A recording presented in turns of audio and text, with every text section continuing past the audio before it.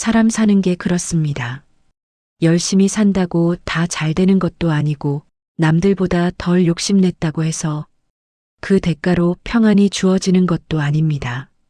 젊을 적에는 몰랐습니다. 조금 더 참고 한 발만 더 물러서면 언젠가는 내 차례가 올 줄 알았습니다.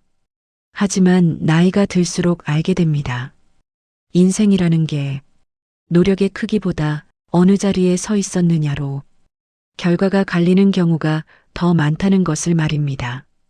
오늘 들려드릴 이야기는 그 자리를 한 번도 스스로 고르지 못했던 한 사내의 이야기입니다. 그리고 그 사내가 단돈 세냥으로 맞닥뜨리게 된 한 사람의 인생 이야기입니다. 조선 후기, 한때는 고을에서 이름이 꽤 알려졌던 양반가 한 집안이 있었습니다. 집안 어른들은 늘 말하곤 했습니다. 우리 집안은 글로 먹고 살던 집안이다. 허나 그 말은 이미 오래전에 빛이 바랜 말이었습니다. 기와는 깨져 비가 샜고 마르는 사람 발소리에도 삐걱거렸습니다. 안채에는 늘 바람소리만 맴돌았습니다. 그 집안의 장남은 성문이었습니다. 현실을 보는 눈이 빠른 사내였습니다. 지금은 체면이 아니라 살림이다. 그는 늘 이렇게 말했습니다. 둘째 성익은 돈의 흐름을 중시했습니다. 사람은 쓸모로 나뉜다. 말은 차가웠지만 틀린 말은 아니었습니다. 그리고 막내 성균. 그는 형들 사이에서 늘 말석에 서 있던 사람이었습니다. 어릴 적부터 그를 좋아했고 사람 앞에 나서는 법이 없었습니다. 형들이 다투는 자리에서도 성균은 늘 한 발 뒤로 물러서 있었습니다. 말을 보태도 달라질 게 없다는 걸 이미 여러 번 겪었기 때문입니다.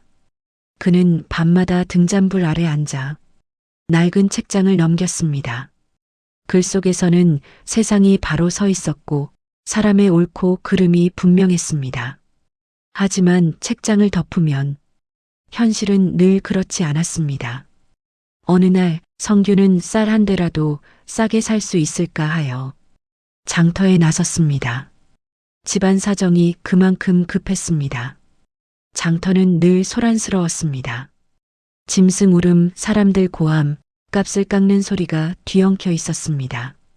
그러다 그 소리들 사이에서 유독 또렷하게 들려온 한마디가 있었습니다. 여자 노비 하나요. 세냥이면 됩니다. 성규는 발걸음을 멈췄습니다. 사람 하나의 값이 세냥이라니 요즘 쌀값으로 치면 짐승 한 마리보다도 못한 값이었습니다. 노비 매매판 앞에는 사람들이 잠시 모였다가 고개를 저으며 흩어지고 있었습니다. 그 한가운데 고개를 깊이 숙인 젊은 여인이 서 있었습니다. 얼굴을 제대로 들지 않았지만 자세가 단정했고 손은 괜히 옷자락을 구기지 않았습니다. 마치 사람들 눈을 피하는 법을 이미 오래전부터 배운 사람처럼 말입니다. 이름은? 성균이 묻자 여인은 잠시 머뭇거리다 대답했습니다. 부용이라 합니다. 목소리는 낮았지만 분명했고 말투에는 쓸데없는 장식이 없었습니다. 그 한마디에 성규는 이유 없는 불편함을 느꼈습니다. 왜 이렇게 값이 싼지, 왜 아무도 사려들지 않는지 그때의 성규는 알지 못했습니다. 아니, 그때는 알지 않는 편이 더 나았는지도 모릅니다. 부용은 그렇게 성균의 집으로 들어왔습니다. 노비 문서에는 분명히 그녀의 이름이 적혔지만 그 이름이 그 여인을 온전히 설명해 주지는 못했습니다. 부용은 시킨 일만 했습니다. 물 길어오고 마루를 쓸고 부엌에서 불을 지피는 일까지 묵묵히 해냈습니다. 그런데 며칠이 지나자 성규는 이상한 점을 느끼기 시작했습니다. 노비치고는 말투가 지나치게 정중했고 물건을 다루는 손이 마치 남의 물건을 빌려 쓰듯 조심스러웠습니다. 둘째 성익이 어느 날 말했습니다. 노비가 저렇게 얌전할 수 있나? 큰형 성문도 고개를 끄덕였습니다. 값이 싼 데는 다 이유가 있다더니 이상한 건 맞아. 성규는 아무 말도 하지 않았습니다. 그저 마음속에 작은 의문 하나가 남았을 뿐입니다. 이 여인은 처음부터 이런 자리에 있던 사람이 아니다. 어느 날 성규는 집안 장부를 꺼냈습니다. 오래 묵혀둔 장부는 숫자가 엉켜 있었고 빚과 토지가 뒤섞여 있었습니다. 부용은 그 장부를 힐끗 보더니 잠시 망설였습니다. 그러다 조심스럽게 입을 열었습니다. 소희는 그를 조금 압니다. 성규는 고개를 들었습니다. 부용은 붓을 잡았습니다. 손이 떨리지 않았습니다. 틀린 숫자를 짚어내고 사라진 이름을 적어 내려갔습니다. 그 모습은 처음 붓을 잡아본 사람의 것이 아니었습니다. 그날 이후 집안 살림은 눈에 띄게 달라졌습니다. 형들도 더 이상 부용을 함부로 대하지 않았습니다. 며칠 지나지 않아 마을에 소문이 돌기 시작했습니다. 그 집 노비 말이야 원래 양반집 규수였다더라. 형들의 눈빛이 달라졌습니다. 관청, 포상, 집안의 명예 회복.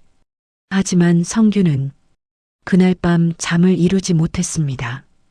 결국 그는 부용을 따로 불렀습니다. 부용은 고개를 숙인 채 말했습니다. 억울해서 노비가 된 건 아닙니다. 돌아갈 집도 지켜줄 사람도 없던 때에 그래서 스스로 골랐다는 말. 세냥은 일부러 정한 값이었습니다. 너무 싸야 아무도 욕심내지 않으니까요. 그 말을 듣는 순간 성규는 깨달았습니다. 이 여인은 팔린 것이 아니라 자기 인생을 스스로 접은 사람이었음을. 그 무렵 장터에서 부용을 팔던 노파장 씨가 다시 나타났습니다. 그녀는 말했습니다. 난 다 알고 있었소. 자네가 어떤 선택을 할지 보고 싶었네. 형들은 마지막으로 말했습니다. 이 기회 놓치면 이 집안 끝이다. 성규는 아무 말 없이 노비 문서를 꺼냈습니다. 그리고 불 속에 던졌습니다. 이제 자유요. 사람들은 말합니다. 성규는 세냥의 노비를 샀다. 하지만 이 아담은 이렇게 말합니다. 그는 세냥으로 사람을 산 게 아니라 자기 양심을 지켰다고. 부용이 어디로 갔는지는 아무도 모릅니다.